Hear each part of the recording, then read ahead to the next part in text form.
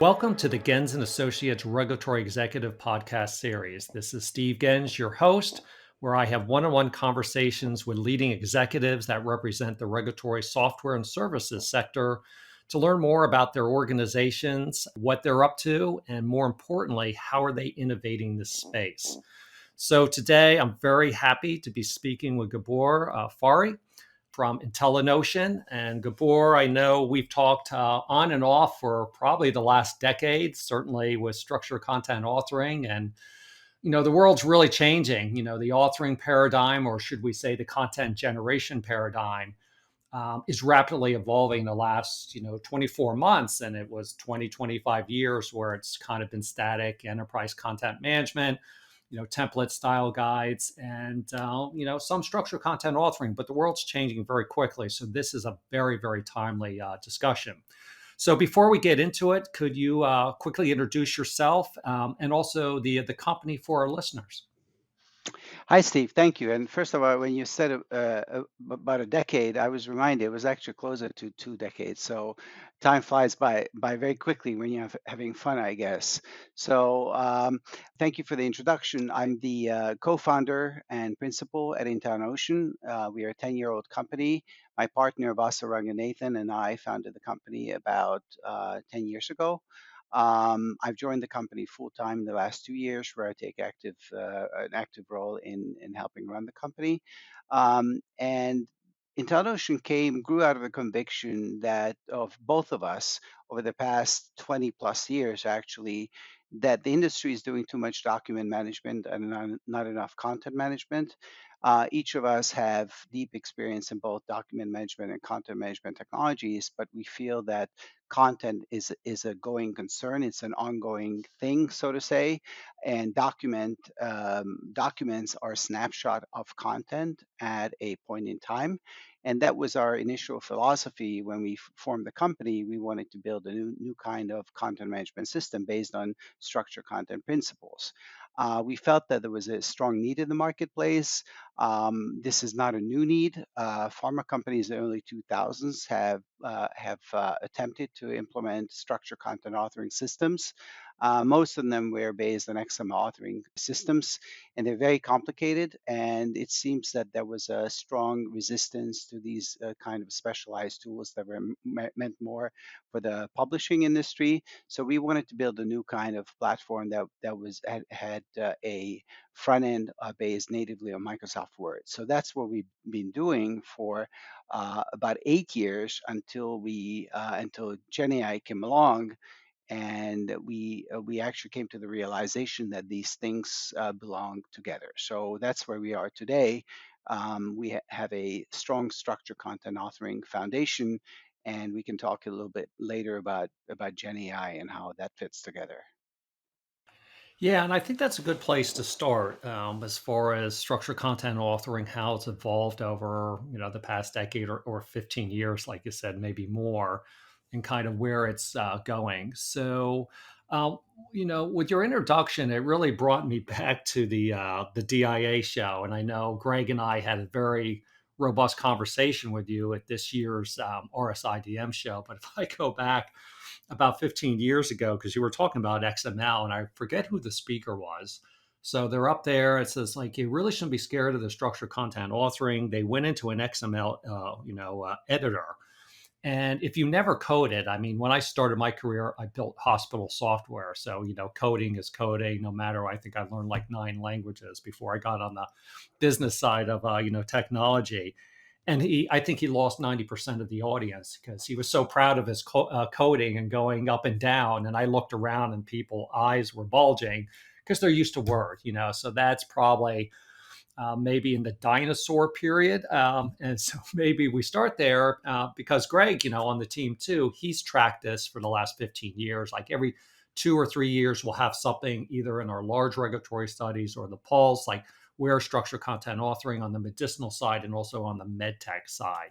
So maybe bring us up to speed a little bit. Then I think we want to spend most of our time with what you already introduced about the generative AI and structure, because the big conversation in regulatory 3 to 4 years ago we have to go from documents to data, and the whole paradigm's fundamentally changing. And I think that's the value of today's conversation. But maybe a brief history lesson, Yeah. Gabor, and then we'll get into the juicy conversation. Yeah, one of the so first of all, I actually think I know which presentation that was. I was there too, and so I think that is well known in the annals of DI history. Um, so when I think about this whole process, so first of all, we are not for us, Word is a tool. It's a tool that sits on everyone's desktop. We decided to build a tool that is ubiquitous. It's part of the everyday workflow that people use. But to us, Word is it's not because it's Word. It's to us, Word is a rich canvas for content. So we don't necessarily say that Word is the future. We built a backend for structured content. We can switch it to pretty much any other editor. In fact, we've already built a interface to an XM editor as well. So the point is how you structure content. And the other point is to bring the tools to the everyday productivity tools that people use. We don't see Word going away anytime soon, but the need to for data to content has been there for a very long time. One of the early quotes that I have, and that was probably about 15 years ago or so too, is when I heard a pharma executive speak, and they said, or he said that it takes our industry 12 years to turn structured content into unstructured content because that's what the regulatory authorities require. And that really struck home. And the idea here was, well, why don't we keep the content structured as early as in its life cycle as possible? Now, the FDA is not really ready yet, or the regulatory is not ready yet for complete conversion and to chuck all the investments they've made out of the window because people still need to read documents. So what we see here is actually a parallel universe where documents will coexist with direct data driven content because people will still want to read and understand content. For example, when I try to understand something, I want to interact with the content, I want to read the content, I want to read it as pages rather than just one big blob of text. So there's still an important part that documents will play or electronic documents will play in parallel to the direct data driven submissions or direct data sponsor to the regulatory agency interaction with data. So one of the things we're looking at, just to get into it right away, is FHIR. We see that FHIR is actually the FHIR standard, which stands for Fast Healthcare Interoperable Resources. This was developed in the early 2000s as a way for electronic health records to be able to interact with each other because there was no lingua franca between these healthcare systems. So some modern web technologies were used, and basically that's where they came up with this whole concept of a bundle of information that's exchanged between different systems. It's a pretty brilliant concept, but it doesn't mean that everything will be a bundle because uh, these bundles, fire bundles, can be sent from one system into another. They can be interpreted, but people still want to say, "Well, what's in it? How do I understand it? I want to be able to do things like search on it." Fire is not really a content standard, it's a data standard. And some of the things that are so embedded into Word, like annotations, the ability to collaborate, to co author, and all those other things that people do to prepare the content, are not there because it was meant to be a data exchange standard. So the way we see the world is that content and data exchange will coexist for a while and it will probably intermingle. So that's great. I think that's kind of a very rapid kind of history. But as you already mentioned, and Greg and I certainly are experiencing, the last 2 years, there's just been such fundamental change. And, we recently were invited with one of our clients where they were looking at structured content authoring, maybe not generative AI, and certainly at the shows and a lot of the conversations, you're more into these conversations than we are.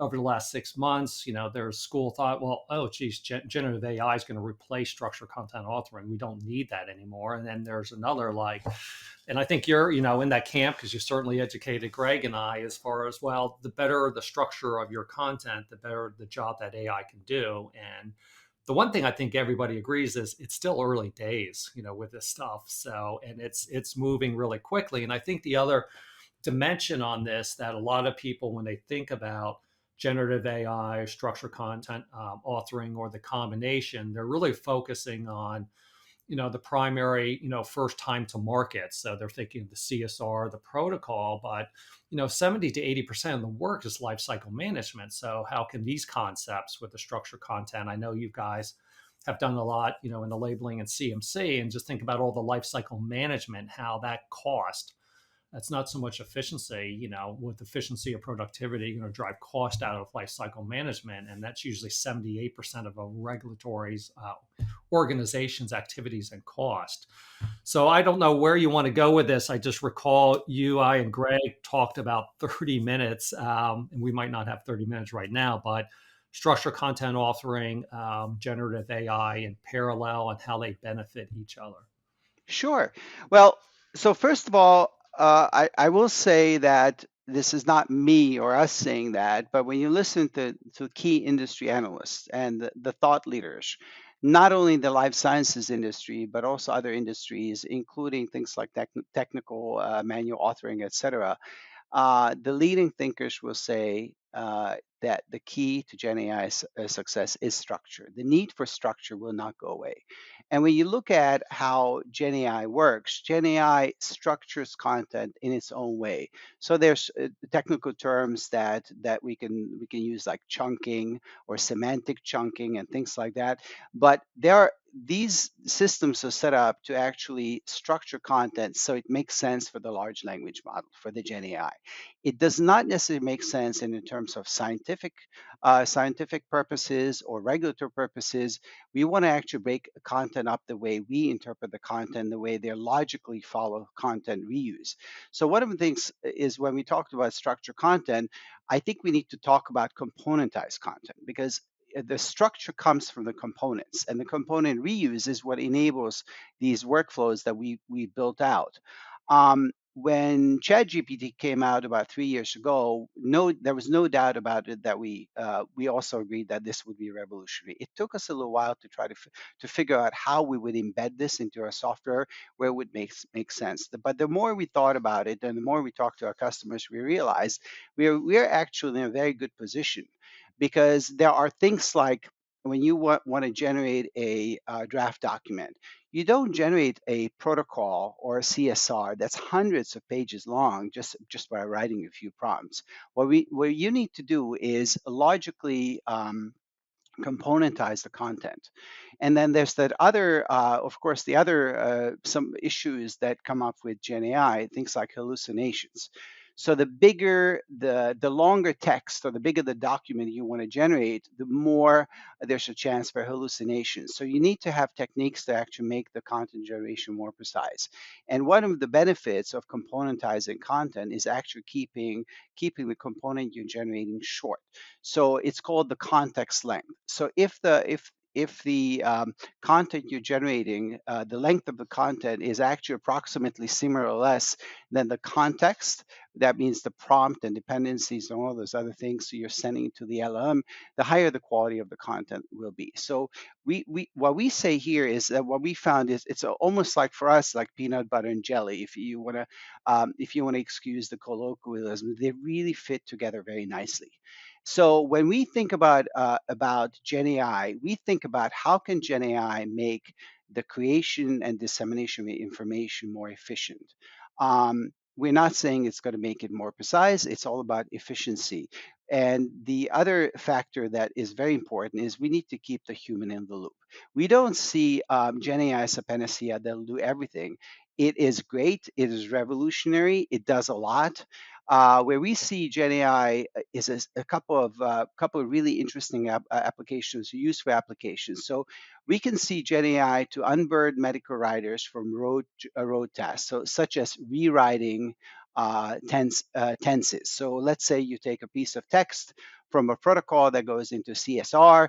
It's the same text, but it goes from future tense or present tense to past tense. GenAI can do an excellent job with that. GenAI can do an excellent job summarizing tables. It can do an excellent job summarizing images or figures. It does an excellent job in translations and summarizing content, so you can take content from the protocol and create an ICF, the informed consent form. So the way we look at it is our customers can be a whole lot more efficient by using the GenAI we built into the structured content foundation.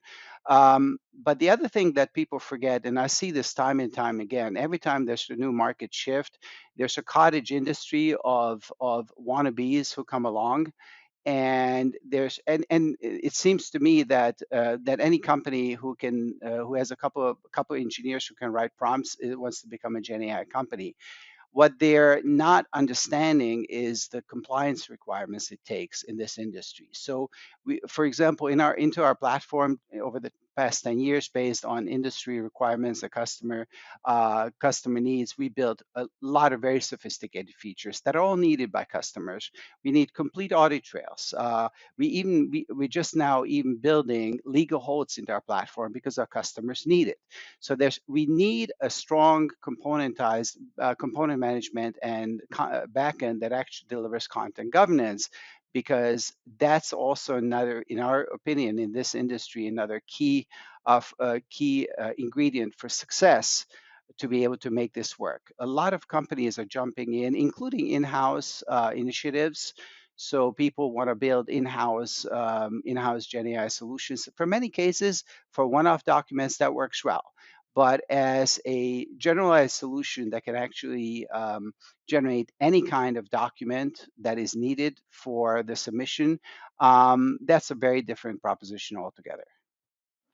Yeah, so that's a lot to digest. And the one thing I just wrote down, because the SCA, people kind of identify that as older technology, but it's about the structuring, as you say. And I just wonder, maybe from a branding, it should go from SCA to CA and just call it componentized authoring, because at the Yeah. core, that's what it is, and that hasn't changed, and it won't change, right? Going forward. The other thing I was just kind of curious about, because you work with different clients, that the clients that you've had in production, say for 5 to 7 years, so maybe it was more the classic structured content authoring, maybe it was in clinical, maybe it was an area in regulatory, but like what kind of benefits were they seeing, like from an efficiency or productivity? And do you see like that benefit curve that's going to be going up as there's more and more of the generative AI kind of built into the platform? And just as you were speaking, I was kind of curious about this, that kind of your key customers, what are they saying, what is their journey too? Yeah, so it's measuring the ROI is kind of difficult because it's complex, but we've had customers who came up anywhere between 20 and 40% of efficiency gains. But I find it really interesting because there's a lot of talk about efficiency gains, efficiency, et cetera, because that's what accountants like when they pay for systems. But here's a real life case story. One of our key customers told us the story that they didn't even need to do the ROIs. They bought the platform for an ROI, but then they found out the first time they had to avoid a protocol amendment because they had structured content governance, it paid for the system. And they do 30 to 40 protocol amendments a year. And one protocol amendment costs more than the entire system. So the system will have paid for itself 30 to 40 times over. So I find it interesting that there's a lot of talk about ROI. There's not enough talk about compliance and content governance and things like that. Um, because with our system, we know exactly what the components are. So if there something has to be changed, we know immediately which are the downstream documents it affects. And that's really not content so much structured content authoring, but content governance that is built in the system because it's a component management platform. So, and you're right, I agree with you. Component authoring would be a better term. I just call our platform a content platform, exactly for the reason it's a content platform that actually manages content governance. So yeah, and one I love that customer kind of success story because that's kind of impressive, and it reminds me of a growing conversation we're having with some of our clients just in the last 6 months because it's some of the classic business case ROI and regulatory and really hasn't changed. It's efficiency, productivity, time to market, last patient visit, database lock, to the filing, blah blah blah.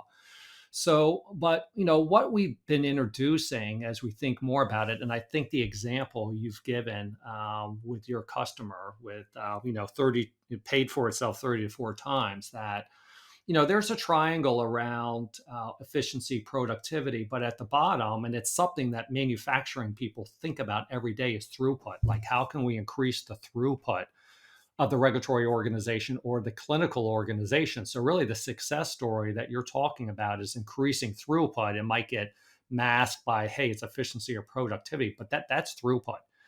Yes. If you can have that type of kind of business benefit, and I'll take throughput, because efficiency is a subset of throughput. You need efficiency, the productivity, and the efficiency to get throughput. So Yep. just kind of a reflection there on it. So hey, the time's going quick, and the world is changing, and technology is changing quick. So what should we expect from a InteliNotion in kind of the short Yeah. and longer term? So yeah, and before I answer that, let me just share one more reflection on this because I completely agree with you. Throughput is important, and we have this phase of quality by design, and that's where we achieve quality and efficiency by design. But but the trick is to be more efficient and increase throughput by also increasing quality. That's the trick of the matter, and that's why if you actually structure the content, componentize the content, you can actually you can do those things. One use case, and this also cuts into your current question, is one of the best use cases these days that I can think about is automating the clinical study reports. Um, it can literally cost take weeks to finish a clinical study report, and our tool has been used for years to for clinical study reports. But now with the advent of GenAI, it can make it a whole lot more. It can increase the throughput a whole lot more because we can take all those tables that are in the document and we can use GenAI to summarize them. And GenAI can do a very, very good job, especially if we combine it with advanced techniques like RAG, which is retrieval augmented generation, or graph RAG, which we also use, which is a knowledge graph driven way of driving retrieval augmented generation. So these things are actually real, and this is real, the real benefit of GenAI, and people are latching onto that. We're now supplementing this with a higher level of automation where we can actually automatically bring in tables into mass populate or use bulk import of tables into the document. So literally, you can almost create a CSR generator. That's what the industry wants. But one of the things we should not forget is that with all this news hype about CSR automation, what GenAI allows you to, it doesn't really necessarily reduce all the work that goes, it doesn't automate it.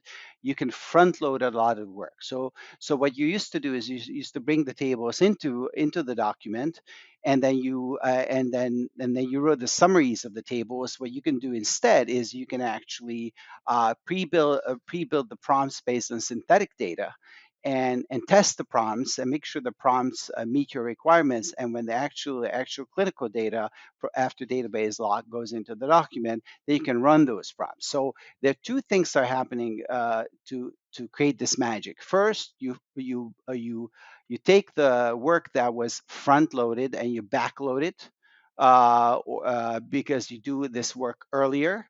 And the other thing that you're also doing is you're actually achieving that by writing the prompts, you're actually applying to multiple document types. So where is all this going? I believe the future is automated authoring. One of the examples I cited was CSR, that's automated authoring. How can we automate the production or generation of documents at a much higher level. So we can take it from one of manufacturing process to a more streamlined mass manufacturing process. So it's almost like industrial automation for content, which we've been talking about for a while. Um, and the other is the whole data connectivity to content. The other aspect of content automation is being able to tie the document to live data, which is also another area we're working on. So where I see this going is higher level of Gen AI. We are actually looking at introducing agentic frameworks to not only generate the content but to do quality check, test the content that's generated. So different agents talking, basically interacting with each other. One agent would generate the content, the other one would almost be the checking agent. There's a lot of potential in that. And in general, just achieving a much higher level of automation for generated content. And this level of automation is not only for what I described for the CSRs, where we would rewrite the prompts and bulk load the tables into the document. It's still a document, but how about creating documents that are connected to live data? So let's say there's backend systems. So CMC is a very good example of that. But I also do think that clinical data for CSRs could benefit from this automation, because when you look at how CSRs are written today, all these tables are typically generated in Word, RTF, or .docx format that are brought into the documents. Um, it would be probably much easier to keep that in table format and have the document be connected directly to the table. So this is something that is a real life use case today for CMC, but I believe other documents like clinicals will benefit from that too. And at the end of the day, we go back to what I said in the beginning. Microsoft Word is just a placeholder holder for content. It's a rich canvas for content. We're using with it because that's what people use. And you have all that ecosystem of tools such as styling tools and reference manager tools that are tied to it. But at the end of the day, it is about the ubiquitous automation of content. And then again, if it's Word, you just basically freeze content to in Word format. But the ultimate output may very well be Fire. And we've actually built that too. We can actually take a Word document, and for downstream systems, we can actually create a Fire document out of that. So Word is just a placeholder. It's a way station for content at that particular point in time, which goes back to what we said in at the very beginning of our company. The document is just a snapshot of content at a point in time. And what we're doing now is we're using a GenAI to help create that content, to quality check that content, and that content is not now more tied to real data. But when people still will want a snapshot of that document to read it, understand it, because that's typically how the human mind works. We don't think like machines. Machines can process data in a real time, continuous format. Or continuous flow format. Human beings really prefer usually to read pages of documents, understand it, be able to mark it up, make comments, etc. And Word is still an excellent format for Yeah, so there was a lot there, and I just have a few summary notes for our listeners, and maybe another podcast we might do, because I did introduce that something we're tracking in the implications, even potentially, I think longer term, on authoring nothing in the near term, meaning 2 to 3 years. There's so much investment going on, same dollars amount as AI, and we call them data aggregation platforms, the data lake, data fabric, data that. mesh. My favorite client calls it a data swamp because the data's not good. But starting to author on that, because you talked about, like, the tables, listings, and all those things that might be in a piece of content in the content management system, where some of this data might eventually be in like a data aggregation platform. But I think that's a topic for another day. Just summarize a few things, because yeah, we're really getting into like kind of business case discussion. That the other thing about that you mentioned about quality, for quality, improving quality for me, that brings higher confidence. And when there's higher confidence, there might be less review cycles, that you'll make a decision quicker to move on that regulatory activity, or maybe, the submission of a document. And the other thing too, we've been tracking the sentiment of AI because I think if you went a year and a half, maybe 2 years ago, if you take the Gartner hype curve, it was like at the top of the hype. Everybody's going to lose their jobs. We'll be on the beach because the machines are going to be doing everything, and there'll be no more work. And obviously, I'm exaggerating quite a bit, but kind of what we were thinking about 2 years ago is really where the sentiment is. And maybe in the authoring construct, it's the authoring assistant. Maybe it's a research assistant, but it's a assistant, different really tools. We call them cool tools or innovative tools to help us along and do things, smarter, quicker, without sacrificing or hopefully increasing, quality on that. So certainly, as we track that in our pulse surveys and our bigger studies, we've been tracking the sentiment of AI very, very closely because it's changing quite a bit. I completely agree with you because Gen AI is a very broad term, but what we see is not just deliver a tool that automatically generates documents, but we philosophically we built a tool that actually allows people to have a rich interaction with content. So think of Copilot, but for medical writers. We have an AI assistant in there. You can go out, people can actually use it, they can ask questions, they can actually ask for references. So it's not only about generating the content, but giving the medical writer the ability to interact with the rich content on a documented basis, on a knowledge base basis, on a knowledge source basis, and also on an individual component basis. All of those things are needed because human beings need to understand the aggregator of content that's being generated. And those are different requirements that all have to be built into a tool so people can use those things. Yeah, and I think your points just go to say how rapidly this area is changing. It was kind of frozen in time for 20 years, and now Yeah. it's for our industry, it's rapid change, and Yeah. actually exciting. So with our listeners, some of them might want to get a hold of you. So what's the best way? Is it through your website, LinkedIn? How can they get a hold of you, Either Gabor? way, LinkedIn, I have a profile there. They can look up the company, InteliNotion with one L. They can go to our website, which is www.intellinotion.com. They can also send me an email, gfari@intellinotion.com, or info@intellinotion.com. If somebody wants to get a hold of us, it's pretty easy. So thank you for the opportunity, and I share your excitement about this. There's a lot more to come. Every day, we're finding new applications of Gen AI that can make users more productive and make their jobs easier. But the human in the loop will not go away. I can Yeah. end with that. Completely agree, 100% here. No argument or debate at all. And for our listeners, I hope you really enjoyed it. It was an insightful podcast. You can see the other ones in our regulatory executive podcast series. And certainly, if you want to get a hold of us, we love LinkedIn too. And Gens is a unique name, so it's easy, like Gabor, probably easy to search on, or certainly off our website and our contact page. So thanks again, Gabor, and maybe in 6 or 12 months we'll follow up and see where you're at. We'll give you an update. Happy to do that. Thank you, Steve.